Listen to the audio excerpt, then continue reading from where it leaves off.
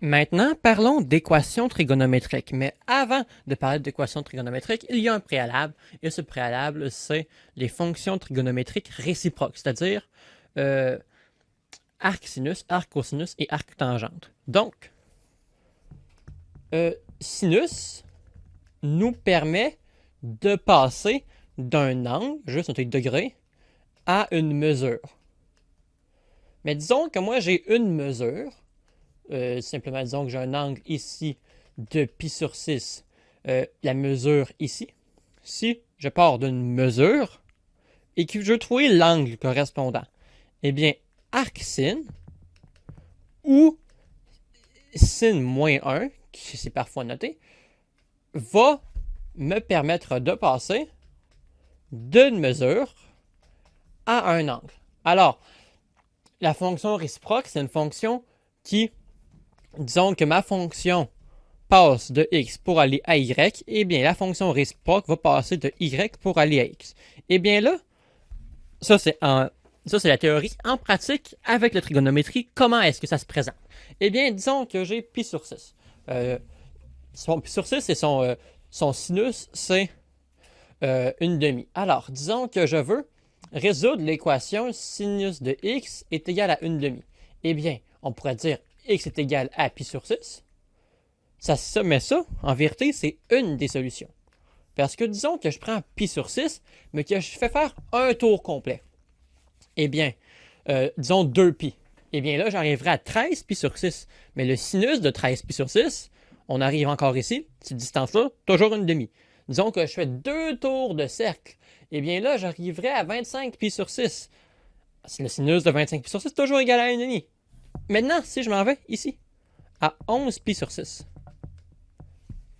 Et une autre solution, si je fais un tour complet, une autre solution. Donc, en fait, il y a une infinité de solutions. Il y a deux familles, si on veut, de solutions à cette équation-là. Il y aurait la famille des pi sur 6 et la famille des 11 pi sur 6. Donc, comment est-ce que la fonction réciproque, comment est-ce qu'elle se comporte? Parce que je vous redonne la définition d'une fonction qu'on a vue en secondaire 3. Il faut que, si je fasse f de x, il faut que je tombe sur un chiffre pour tout x. Il ne faut pas que je tombe, disons que j'ai un graphique, puis que j'ai une fonction comme ça, et puis ici j'ai 2. Ben là, à f de 2, j'aurais 2 ou moins 2, disons. Ça, ce n'est pas une fonction. Parce que c'est bien pratique que quand que je rentre un x, j'ai un y. Alors, la définition d'une fonction, c'est que j'ai au plus une solution, si on veut, pour tout x. Alors, si jamais je disais que arc sin d'un angle me donnait pi sur 6 ou 11 pi sur 6 ou 13 pi sur 6 et ainsi de suite, ça ne fonctionnerait pas. Alors, lorsqu'on va écrire sur la calculatrice arc sinus, elle va nous donner un résultat et on va devoir déduire l'ensemble des solutions par nous-mêmes si on veut les trouver. Tout simplement. Donc, en règle générale, les fonctions trigonométriques réciproques vont faire en sorte de rejeter une solution et la solution qu'elles vont rejeter, c'est la solution la plus proche du premier cadran. Donc, par exemple, disons que j'ai un sinus positif. Donc, sinus positif, c'est dans cette section-là ici. Donc, disons que j'ai un sinus positif, ça veut dire que je pourrais avoir un angle, soit ici, ou soit là. Donc, dans le cas d'un sinus positif, seul l'angle du premier cadran va être donné par votre calculatrice. Disons que j'ai un sinus négatif. Eh bien, sinus négatif, mon sinus est ici. J'ai deux angles possibles. C'est dans l'angle-là. Les voici. Alors, l'angle qui sera donné sera l'angle du quatrième cadran. Dans le cas d'un cosinus positif, eh bien, cosinus positif ici, j'ai deux possibilités d'angle. Un angle positif et un angle négatif. L'angle du premier cadran sera donné. Dans le cas d'un cosinus négatif, cosinus ici, négatif, j'aurai deux angles possibles. Donc, ces deux angles-là possibles il y en a un positif encore une fois, et un négatif. L'angle du deuxième cadran, soit l'angle positif, sera rejeté. Donc, en rouge, on a la fonction sinus, et en bleu, on a y est égal à 1/2. Ça, c'est juste pour vous montrer, ça, c'est tous les angles qui ont un sinus de 1/2. Il y en a une infinité de solutions qui se reflètent sur le graphique et sur le cercle trigonométrique avec notre histoire de tour. On voit des angles négatifs. Les angles négatifs viennent du fait que si, disons, j'ai un angle de pi sur 6, eh bien, je peux aussi faire des tours dans le sens contraire, des tours de moins 2π, disons, pour arriver à mon sinus de 1/2. Donc là, c'est le graphique de sinus. Ça, c'est le graphique de arc-sinus en rouge. Et on a encore une fois une ligne qui dit 1/2. Alors ici, où est-ce que ça se touche? Disons, ça se touche en x est égal à pi sur 6. En y est égal à pi sur 6 plutôt. Et en x est égal à 1/2 sur la fonction réciproque. Et ce qu'on remarque aussi sur la fonction réciproque, c'est que pour que ça reste une fonction, on a dû la tronquer. Sinon, elle ferait, ça monterait, et ici ça redescendrait, puis ça remonterait, ainsi de suite. Et puis là, on verrait bien que la ligne, ici, toucherait une infinité de solutions. Disons ici. On a dû la tronquer, on a parti au minimum, on est arrivé au maximum, et puis c'est ça, la partie de la fonction sinus qui est affichée ici. Donc à partir de maintenant, ce que nous allons faire, c'est que nous allons résoudre des équations trigonométriques du style cosinus de x est égal à un nombre quelconque, sinus de x est égal à un nombre quelconque encore, ou tangente de x est égal à a, avec un nombre quelconque réel.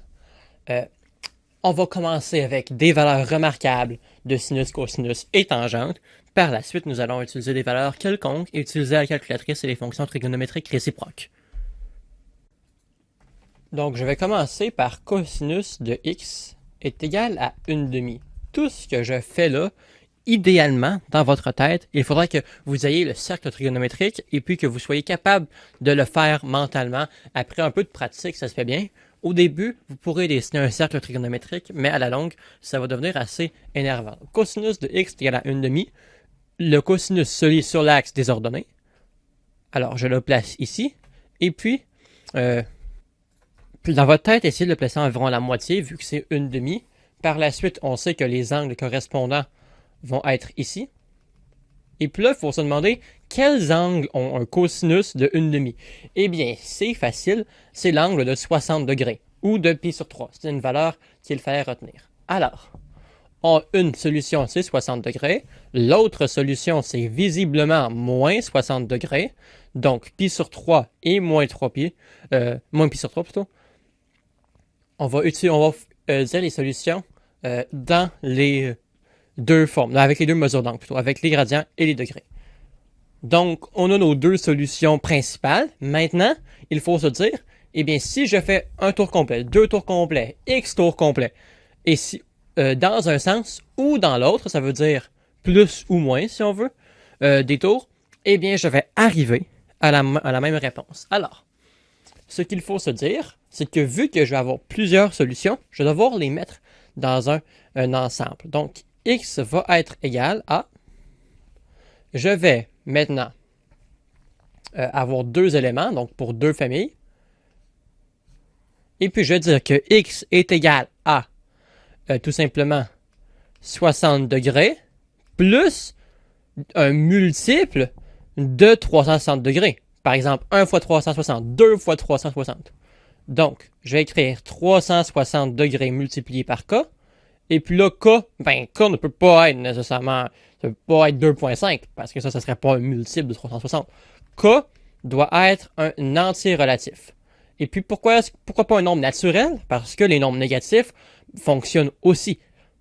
Par exemple, je préfère moins 2 tours. Et puis, il ne faut pas exclure 0, parce que 60 degrés plus 0 est bel et bien une solution. Ma deuxième famille de solutions, c'est moins 60 degrés. Fait que moins 60 degrés plus 360 degrés multiplié par k avec k entier relatif. Je peux aussi l'écrire en radians. Donc, en radians, ça me ferait x est égal à pi sur 3 plus 2 multiplié par pi, mais on va mettre le k avant, parce que ça se lit mieux, 2k pi, avec k, un entier relatif. ma deuxième famille de solutions, si on veut, moins pi sur 3, plus 2 pi, avec k entier relatif. Donc voilà la solution à cosinus de x est égal à 1/2.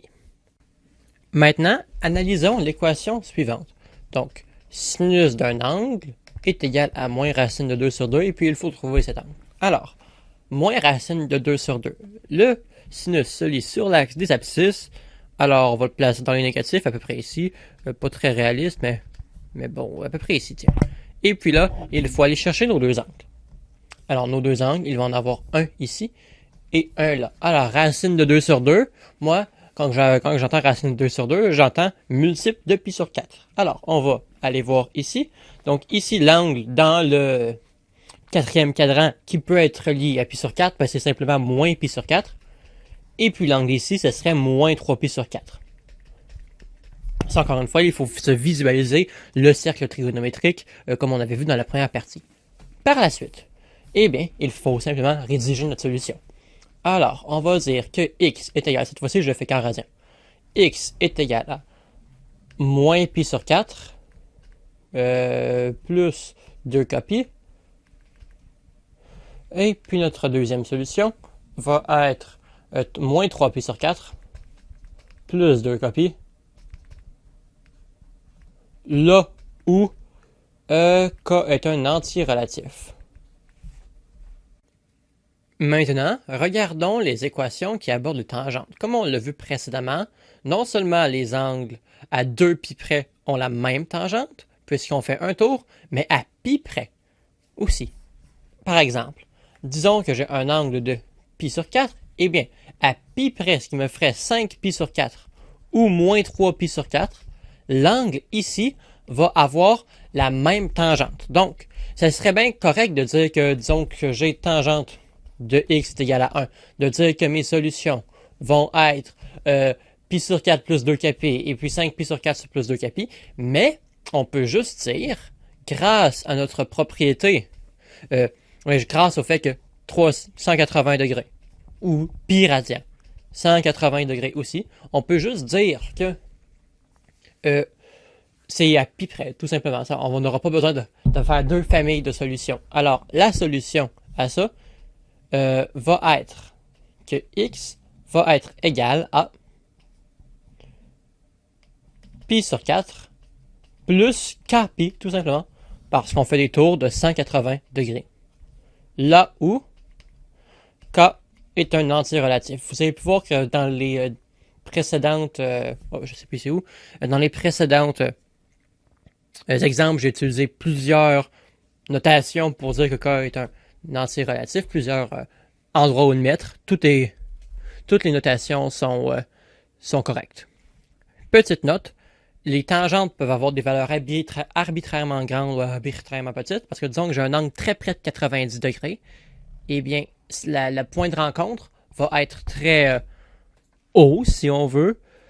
Donc, la tangente va être un nombre assez haut. Et si je suis un angle très proche de 0, mais là, la tangente va être arbitrairement petite. Mais par contre, les sinus et cosinus doivent être compris, comme le graphique en forme de vague le montre, entre 0 et 1.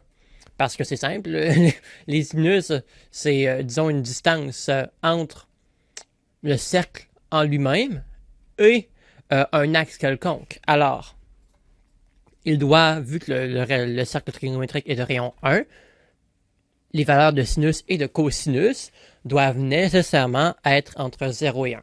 Alors, les équations du style sinus de x est égal à 2 n'ont aucune solution réelle, du moins.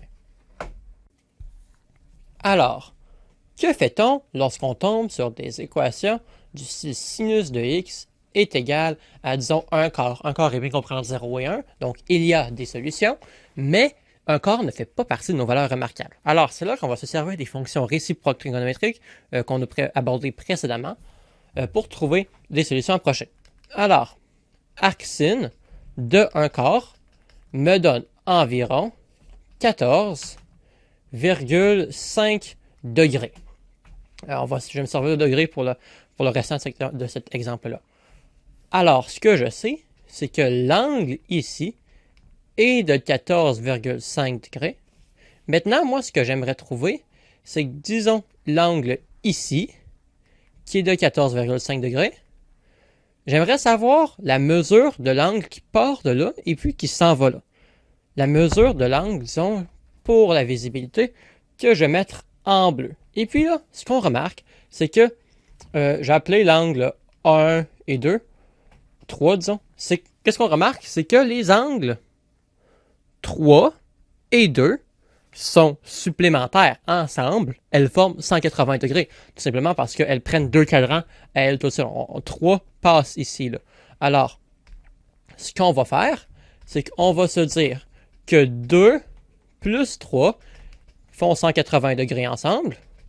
Alors, mon 2, je le connais, c'est 14,5 degrés. Alors, 3 va être égal à 180 degrés moins 14,5. Parce que disons qu'on a des valeurs remarquables. Disons que je me fais un cercle géométrique assez rapidement. Disons que j'ai pi sur 4 ici. En fait, l'angle ici de 3 pi sur 4, c'est tout simplement pi, ou 180 degrés, moins pi sur 4, qui m'a donné 3 pi sur 4. C'est des angles qui sont supplémentaires. Alors, dans le cadre du cercle trigonométrique, pour trouver des valeurs, pour l'ensemble des solutions, si on veut, pour le sinus, il faut vraiment s'imaginer la situation dans le cercle trigonométrique pour effectuer les bonnes opérations pour trouver l'angle. Alors, pour ceux qui ont fait un cours de trigonométrie et qui pas dans le cadre de la loi des sinus, on va en reparler, se sont fait dire « fais 180 moins l'angle si l'angle est obtus ». Eh bien, c'est exactement pour ça. Parce que dans le cadre des triangles, arc-sin renvoie la valeur du premier cadran, alors que nous autres, on veut la valeur du deuxième.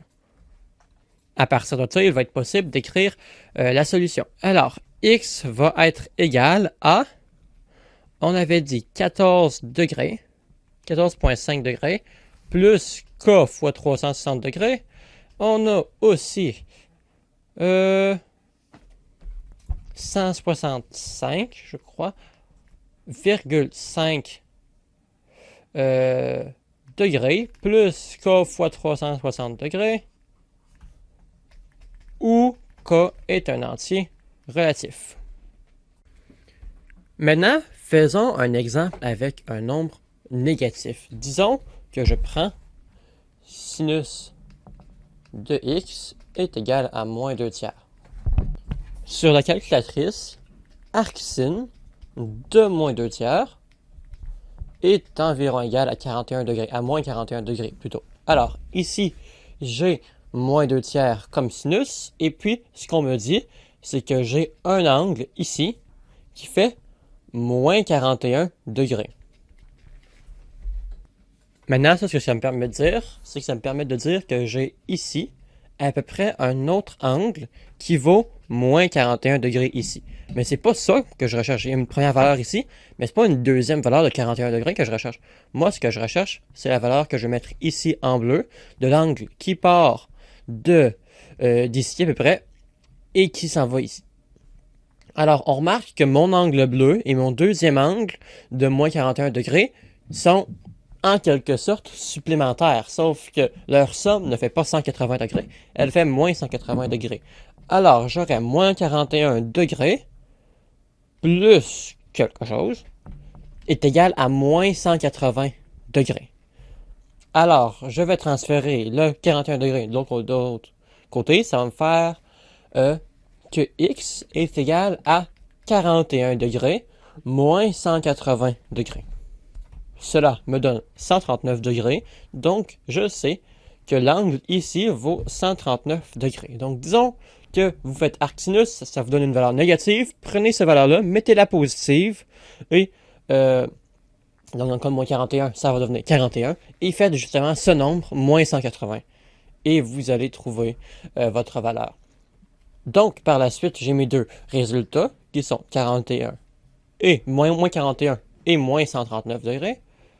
J'ai oublié mon moins ici. Alors, je peux rédiger ma solution. Donc, x va être égal à 39, moins 39 degrés, plus un multiple de 360 degrés, ou, c'était moins 41, pas moins 39, ou moins 139 degrés, plus K fois 360, un multiple de 360 degrés, là où K est un entier relatif. Et puis voilà qui complète un exemple d'équation trigonométrique avec une valeur de sinus négative. Continuons avec cosinus de x est égal à moins 3 quarts. Alors, avec les cosinus, c'est assez facile, parce que disons que j'ai un cosinus positif. Eh bien, un cosinus positif quelconque, j'ai deux angles que ça peut me renvoyer, ça, et puis les angles vont toujours être l'opposé l'un de l'autre. Et puis, si j'ai un cosinus plutôt négatif, je vais encore avoir le même scénario, un angle positif et un angle négatif. L'angle positif va être envoyé par la calculatrice, alors je vais avoir x ici et moins x là. Donc, c'est assez facile, contrairement au sinus où il y a une difficulté additionnelle, de gérer des valeurs de cosinus négatives. Alors, on va, comme d'habitude, utiliser la fonction arc-cosinus. Donc, arc-cosinus de moins 3 quarts me donne environ 138 degrés. Je place 138 degrés sur le cercle trigonométrique. J'ai un moins 3 quarts ici. Ça me donne quelques angles, deux angles en fait, possibles. Donc, je vais avoir 138 degrés ici. Et je vais tout simplement avoir moins 138 degrés ici. Et puis là, ce n'est clairement pas à l'échelle, si on veut. L'angle ici ne ressemble vraiment pas à 138 degrés, mais ce n'est vraiment pas important. L'important, c'est que ce soit dans le bon cadran. Parce que lorsque vous vous imaginerez le cercle trigonométrique dans votre tête, vous n'allez pas essayer d'être juste et d'avoir des mesures réalistes. L'important, c'est d'avoir le bon cadran, d'être sur le bon côté des axes. Alors, c'est tout ce qui importe. Alors, c'est pour ça que je fais mes dessins de manière un peu brouillon. Alors, ce qu'on pourrait faire maintenant, c'est tout simplement de rédiger notre solution. Alors, le x va être égal à, 138 degrés plus 360 degrés fois k, donc un multiple, ou moins 138 degrés plus 360 fois k, où k est un entier relatif. Ou sinon, vu qu'on les mesures vont toujours être l'opposé l'une de l'autre, il pourrait être tolérable de dire que x est égal à plus ou moins 138 degrés plus 360k, où k est un entier relatif. Donc ça serait nos deux solutions, si on veut, acceptables. Donc complexifions les choses un petit peu. Commençons par quelque chose du style cosinus de x sur 2 est égal à racine de 3 sur 2. Et puis on se dit, j'aimerais bien que le divisé par 2 ne soit pas là, je suis un peu embêté, qu'est-ce que je fais? Alors, on va commencer par faire la méthode compliquée qui consiste en un changement de variable. Et puis par la suite, une fois qu'on aura fait la technique compliquée et longue, une fois, la technique parfaite, entre guillemets, eh bien, je vais vous donner un truc pour qu'on n'ait pas à la refaire à chaque fois. Alors, le changement de variable va consister à dire que u est égal à x sur 2. On va alors se retrouver avec cosinus de u est égal à racine de 3 sur 2.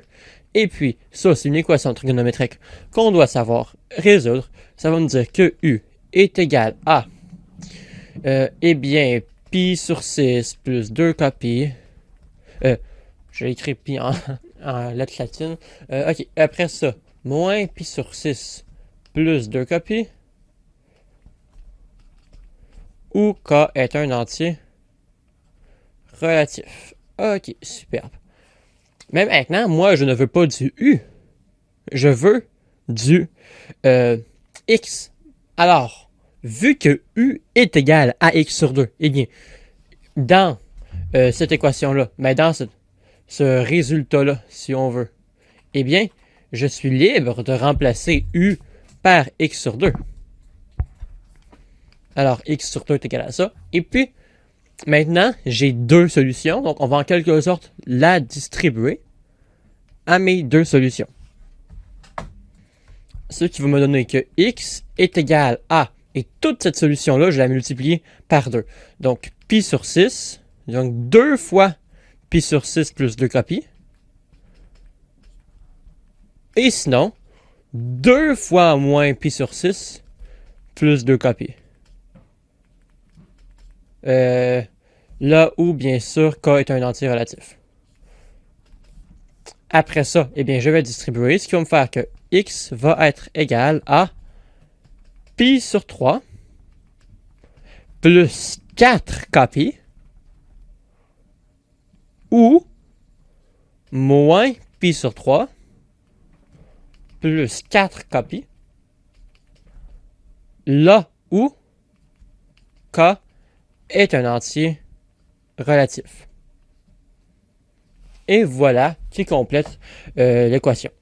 Donc, si on veut éviter de tout faire ça, tout ce qu'on peut faire, c'est quand même assez long, mais c'est plus simple, c'est de se dire, on va trouver des angles, on se fout du x sur 2, on trouve des angles tels que leur cosinus valent racine de 3 sur 2, et puis on a deux mesures d'angle principal qui respectent ça, c'est pi sur 6 et moins pi sur 6. Alors, on va écrire que x sur 2 est égal à pi sur 6, x sur 2 est égal à moins pi sur 6, et puis là, il faut rajouter toujours les deux copies.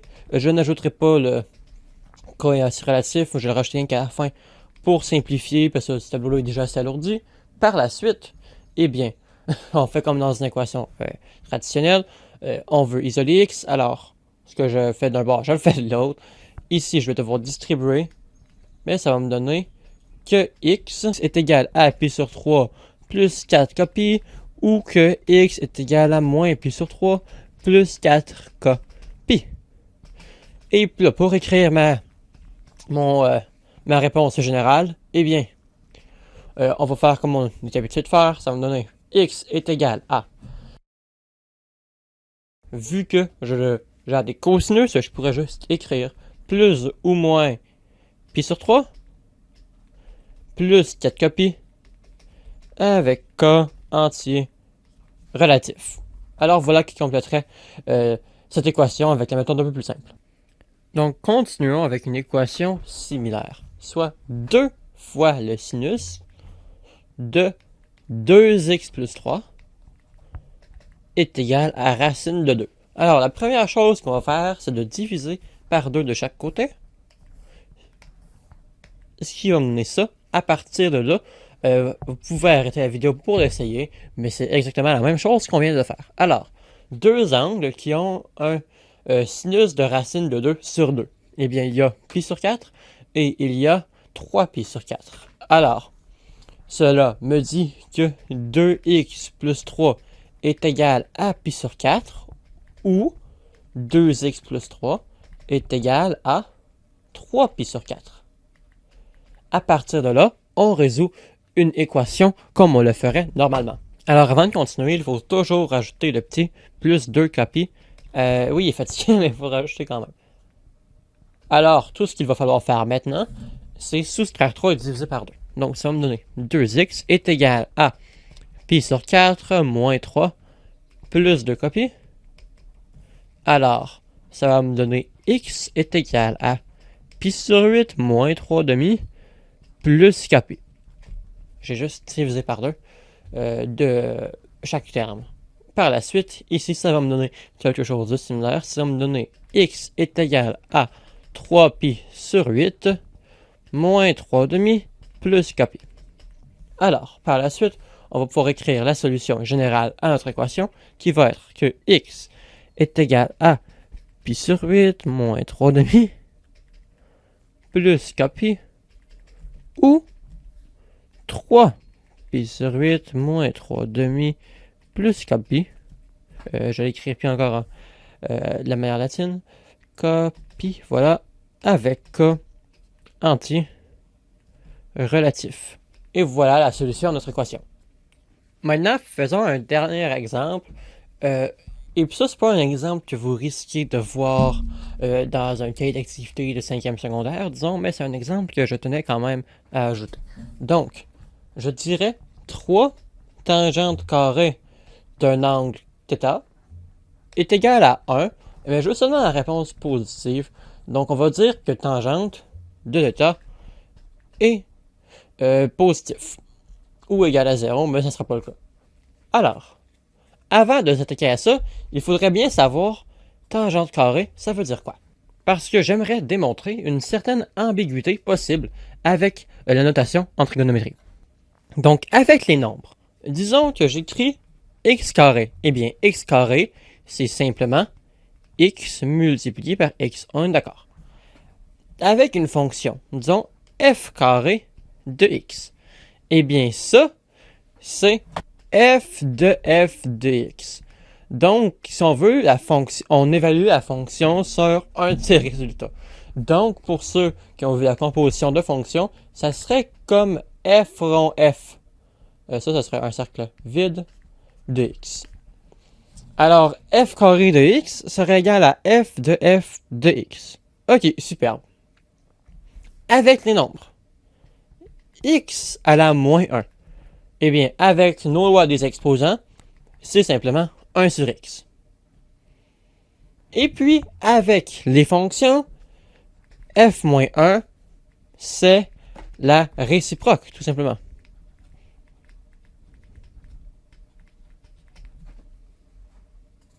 Alors, la réciproque d'une fonction, si elle existe, si f est de domaine I inclut dans les réels, on dira que pour tout x inclus dans le domaine de f de f moins 1 de x devrait nous renvoyer x, selon la définition de la fonction réciproque. Par exemple, pour tout x du premier cadran, j'aurais sin de arc-sin de x qui me renverrait x. Parce que disons que je vais donner un exemple de ça. Disons que j'ai x qui est égal à, racine de 2 sur 2. Eh bien, arc-sin de racine de 2 sur 2. Arc-sin de racine de 2 sur 2, ça serait tout simplement pi sur 4. Et puis, sinus de pi sur 4 me renvoie bel et bien x, racine de 2 sur 2. Mais comme discuté précédemment, l'image des fonctions trigonométriques réciproques est restreinte pour s'assurer que les fonctions trigonométriques restent les fonctions. Mais bref, ça c'est une exception. Maintenant, en trigonométrie, qu'est-ce qui change? Eh bien, en trigonométrie, cos moins 1 de x, c'est la réciproque, mais cos carré de x, ce n'est pas égal à cos de x. Ça c'est une parenthèse. Cos carré de x, c'est égal à cosinus de x au carré. Donc, en fond, cosinus de x fois cosinus de x. Donc, il y a une notation qui emprunte aux fonctions et une notation qui emprunte aux nombres. Alors, la trigonométrie a comme un peu son propre langage. Non, on n'utilise pas que la notation des nombres. Non, on n'utilise pas que la notation des fonctions. On mélange les deux et puis c'est au lecteur de deviner ce que je veux dire. Donc, si je retourne dans ce problème-là, c'est vraiment 3 fois tangente de θ fois tangente de θ qui est égal à 1 et non tangente de θ. Donc, un préalable pour résoudre ce problème-là, c'est savoir résoudre des équations du type x au carré est égal à a. Et puis, on va tout de suite donner la solution, et puis après, je vais l'expliquer. On va dire que lorsque x carré est égal à a et qu'on cherche x va être égal à plus ou moins la racine de a. Soit racine de a ou moins racine de a. Sachant que la racine carrée renvoie toujours un nombre positif. Alors, disons que j'ai racine carrée de 25. Eh bien, racine carrée de 25, par convention, la racine carrée renvoie toujours le nombre positif, soit 5. Or, si j'ai l'équation x carré est égal à 25, là, ce que je cherche, c'est tous les nombres x tels que leur carré vaut 25. Alors, il y a bien sûr 5 qui fonctionne, car 5 fois 5 donne 25, mais il y a aussi moins 5, parce que moins 5 multiplié par moins 5, les moins s'annulent, moins par moins fait plus, donc on se retrouve bel et bien avec 25. Donc, dans le cas général, lorsque on a x carré qui est égal à a qui est un nombre réel, eh bien, x est égal à racine de a ou à moins racine de a. Bien, maintenant qu'on sait ça, on va pouvoir aller travailler cette équation-là. Alors, la première chose qu'on va commencer par faire, c'est de diviser par 3 de chaque côté. Ce qui va me donner tangente carrée de θ est égal à 1 tiers. Maintenant, tan carré de θ, je peux l'effacer, juste pour qu'on le voit bien. Tan carré de θ, on a vu que c'était tan de θ au carré. Alors, on a quelque chose du style x au carré est égal à un nombre réel. Alors, on va dire que tangente de θ est égal à plus ou moins la racine carrée de 1 tiers. Maintenant, je vais tout de suite éliminer le négatif parce que ici, j'ai ma restriction que ma tangente de θ est positive. Donc, tangente de carré est égal à 1 tiers car la tangente est nécessairement positive grâce à la condition que j'ai donnée là. La raison pour laquelle j'ai rajouté cette condition-là, c'est juste que ça ne me tendait pas que la réponse soit trop longue. Mais en fait, on va arriver à une réponse à la fin, et puis on va juste mettre des moins partout et on arrivera à cette solution-là, à la solution négative. Alors, on a que que le tangente de θ est égal à la racine carrée de 1 tiers entièrement. Alors maintenant, grâce au niveau des exposants, on sait que ça, c'est égal à la racine de 1 sur la racine de 3. Alors, racine de 1, ben, c'est simplement 1. Et puis là, on arrive à 1 sur racine de 3. Et je ne sais pas si vous vous en rappelez, mais on vient de trouver que ça, c'est égal à la racine de 3 sur 3. On a trouvé ça lorsqu'on avait abordé les valeurs de tangente remarquables. Et on avait parlé de la rationalisation. Donc, si vous ne vous en rappelez pas, on va multiplier par racine de 3 sur racine de 3. Ça, quelque chose par quelque chose, ça fait toujours 1. Mais ce que ça me permet de faire, c'est de relier les numérateurs et les dénominateurs. Quelque chose fois quelque chose, mais c'est quelque chose au carré. Donc, la racine de 3 au carré, ça s'annule. Ça me fait juste 3. Donc, j'ai un dénominateur rationnel. Et puis, 1 fois racine de 3, ça me fait simplement racine de 3. En général, on préfère avoir des dénominateurs rationnels. J'ai expliqué pourquoi précédemment. Alors, j'ai que tangente de θ est égal à racine de 3 sur 3. Alors maintenant, il faut juste que je trouve la solution à ça. Et la solution à ça, eh bien, c'est une valeur remarquable. Ça me dit que θ peut être égal à pi sur 6 plus kpi, tout simplement. Là où k